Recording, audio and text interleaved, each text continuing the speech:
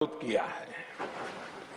Bharat diplomacy के जरिए युद्ध के इस माहौल में भी भारतीय जहाजों के सुरक्षित आवागमन के लिए सतत प्रयास कर रहा है। भारत ने इस समस्या के समाधान के लिए संवाद का ही रास्ता सुझाया है। इस युद्ध में किसी के भी जीवन पर संकट मानवता के हित में नहीं है। इसलिए भारत का सतत प्रयास सभी पक्षों को जल्द से जल्द शांतिपूर्ण समाधान के लिए प्रोत्साहित करने का है। सभापति जी, संकट की स्थिति में देश विदेश में भारतीयों की सुरक्षा हमारी बहुत बड़ी प्राथमिकता है। युद्ध शुरू होने के बाद से लेकर अब तक 3,75,000 से अधिक भारतीय सुरक्षित भारत लौट चुके हैं।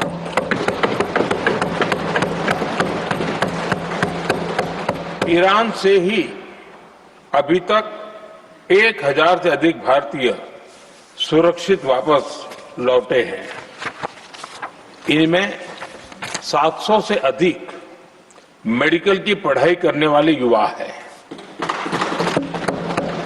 हमारी सरकार संकट के इस समय में पूरी संवेदनशीलता से काम कर रही है। सभी देशों ने वहां मौजूद भारतीयों की सुरक्षा का पूरा आश्वासन दिया है। हालांकि ये बहुत दुखद है कि हमलों के कारण कुछ भारतीयों की मृत्यु हुई है और कुछ घायल भी हुए हैं। ऐसे मुश्किल हालात में परिवारजनों को आवश्यक मदद दी जा रही है। जो घायल है उनका बेहतर इलाज सुनिश्चित कराया जा रहा है। सभापति जी, होर्मुज स्ट्रेट विश्व व्यापार के सबसे बड़े रूट्स में से एक है। विशेष तौर पर कच्चे तेल, गैस और फर्टिलाइजर से जुड़ा परिवहन इस क्षेत्र से बहुत बड़ी मात्रा में होता है। युद्ध के बाद से ही होर्मुज स्ट्रेट में जहाजों का आना जाना बहुत चुनौतीपूर्ण हो गया है। लेकिन विपरीत परिस्थितियों के बावजूद हमारी सरकार ने संवाद से, कूटनीति के माध्यम से रास्ते बनाने का प्रयास किया है। प्रयास ये है कि जहां से भी संभव हो वहां से तेल और गैस की सप्लाई भारत पहुंचे। ऐसी हर कोशिश के नतीजे भी देश देख रहा है। बीते कुछ दिनों में दुनिया के अनेक देशों से कच्चा तेल और एलपीजी से भरे जहाज भारत आए हैं।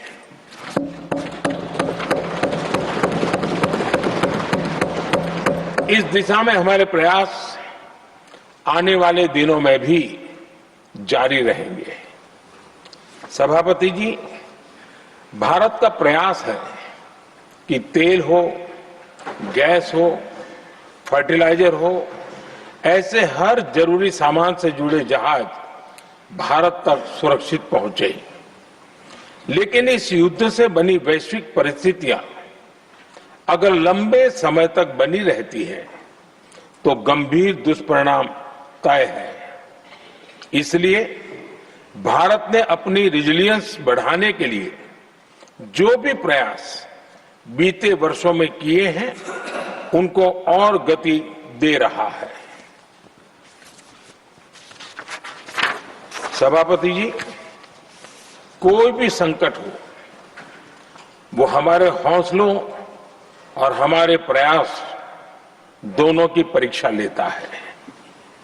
देश ऐसे संकटों का बेहतर तरीके से सामना कर सके, इसके लिए बीते 11 वर्षों में निरंतर निर्णय लिए गए हैं।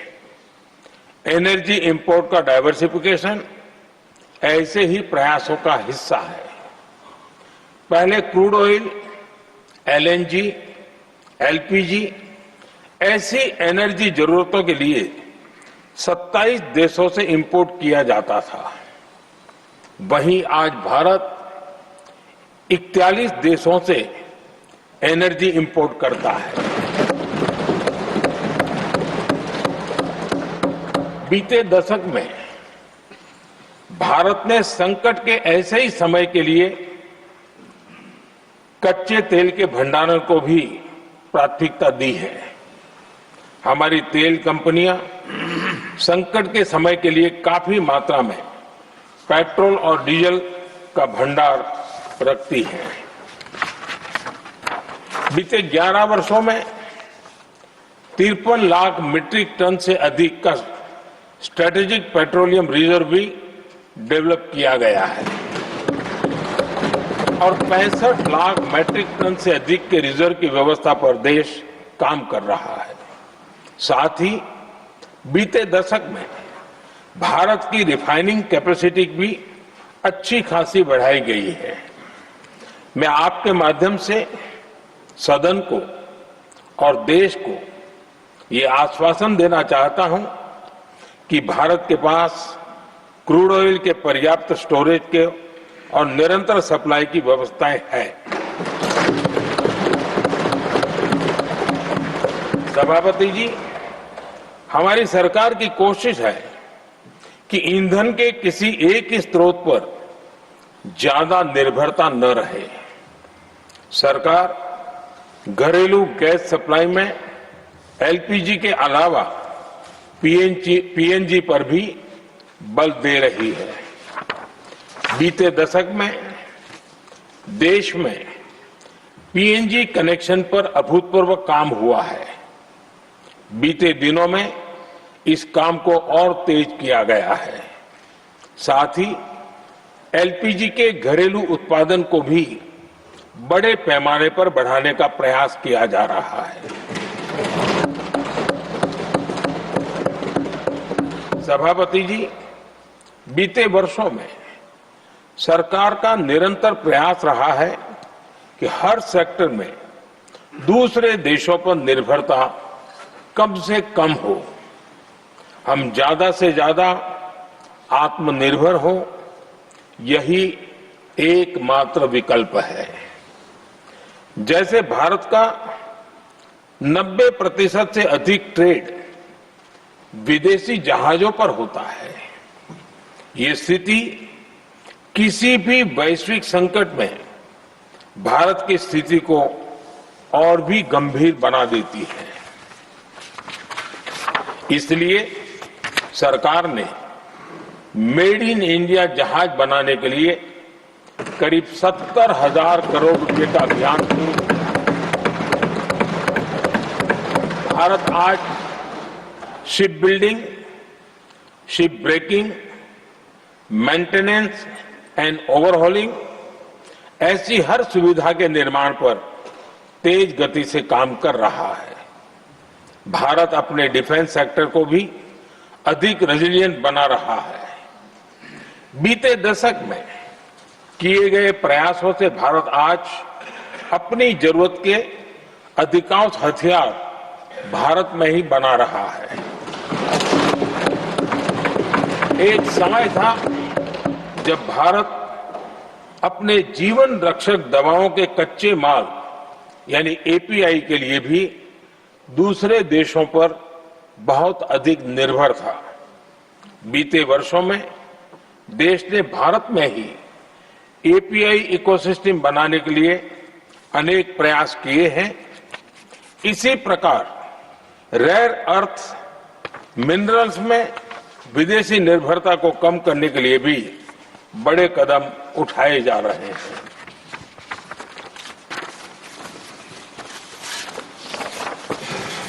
आदरणीय सभापति जी, वर्तमान संकट ने पूरी दुनिया की इकोनॉमी को हिला दिया है। अभी तक पश्चिम एशिया में जो नुकसान हुआ है उससे रिकवर होने में भी दुनिया को बहुत समय लगेगा। भारत पर इसका कम से कम दुष्प्रभाव हो, इसके लिए निरंतर प्रयास किए जा रहे हैं। हमारी इकोनॉमी के फंडामेंटल्स मजबूत हैं और सरकार पल पल बदलते हालात पर नजर रखे हुए है। सरकार इसके शॉर्ट टर्म, मीडियम टर्म और लॉन्ग टर्म ऐसे हर प्रभाव के लिए एक रणनीति के साथ काम कर रही है। भारत सरकार ने एक इंटर मिनिस्ट्रियल ग्रुप भी बनाया है। ये ग्रुप नियमित मिलता है और हमारे इंपोर्ट एक्सपोर्ट में आने वाली हर दिक्कत का आकलन करता है और ये ग्रुप आवश्यक समाधान पर भी निरंतर काम करता रहा है।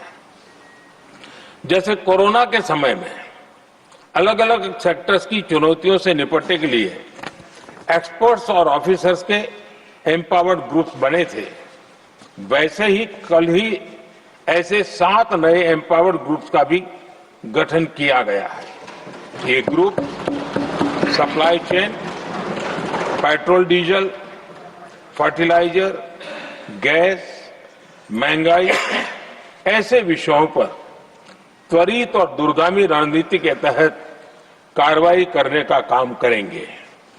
मुझे पूरा भरोसा है कि साझा प्रयासों से हम परिस्थितियों का बेहतर सामना कर पाएंगे। आदरणीय सभापति जी, सरकार ये भी प्रयास कर रही है कि आने वाले बुआई के सीजन में किसानों को पर्याप्त खाद मिलती रहे। सरकार ने खाद की पर्याप्त सप्लाई के लिए आवश्यक तैयारियां की हैं।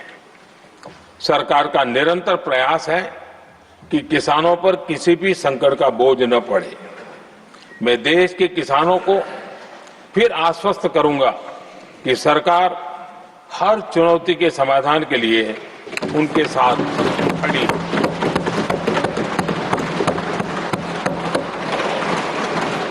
आदरणीय सभापति जी, ये राज्यों का सदन है।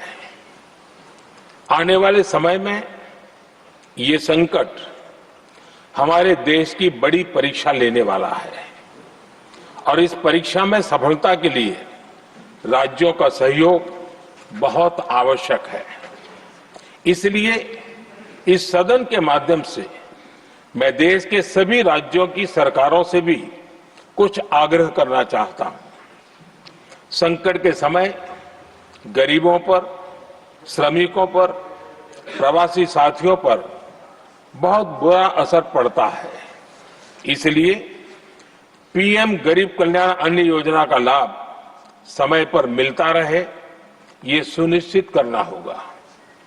जहां प्रवासी श्रमिक साथी काम करते हैं, उनकी परेशानियों को दूर करने के लिए प्रोएक्टिव कदम उठाए जाएं।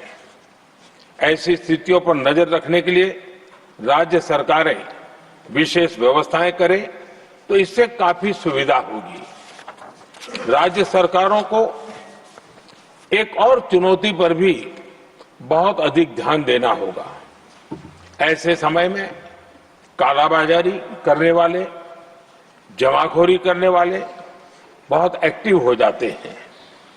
जहां से भी ऐसी शिकायतें आती हैं, वहां त्वरित कार्रवाई होनी चाहिए। जरूरी चीजों की सप्लाई निर्बाध चलती रहे, ये सुनिश्चित करना हर राज्य की प्राथमिकता होनी चाहिए।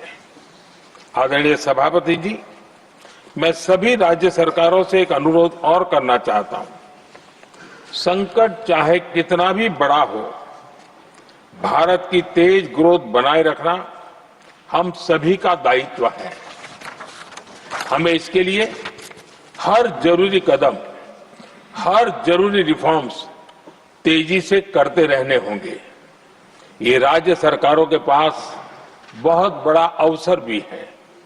ये टीम इंडिया की भी बहुत बड़ी परीक्षा है।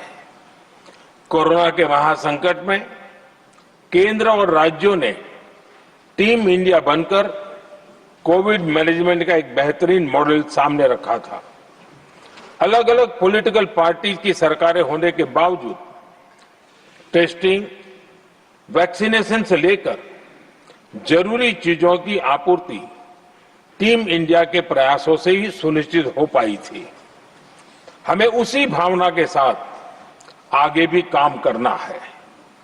सभी राज्य सरकारों और केंद्र सरकार के प्रयासों से देश इस गंभीर वैश्विक संकट का प्रभावी रूप से सामना कर पाएगा। आदरणीय सभापति जी, ये संकट अलग प्रकार का है और इसके समाधान भी अलग प्रकार से ही तय किए जा रहे हैं। हमें धीरज के साथ, संयम के साथ, शांत मन से हर चुनौती का मुकाबला करना है।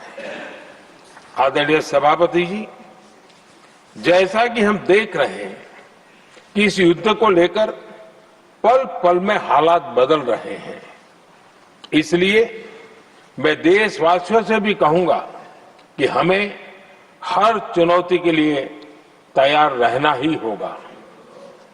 इस युद्ध के दुष्प्रभाव लंबे समय तक रहने की प्रबल आशंका है, लेकिन मैं देशवासियों को भरोसा देता हूं, सरकार सतर्क है, तत्पर है और पूरी गंभीरता से रणनीति बना रही है, हर निर्णय ले रही है। देश की जनता का हित हमारे लिए सर्वोपरि है। यही हमारी पहचान है, यही हमारी ताकत है। इसी भावना के साथ मैं अपना वक्तव्य समाप्त करता हूं। बहुत बहुत धन्यवाद।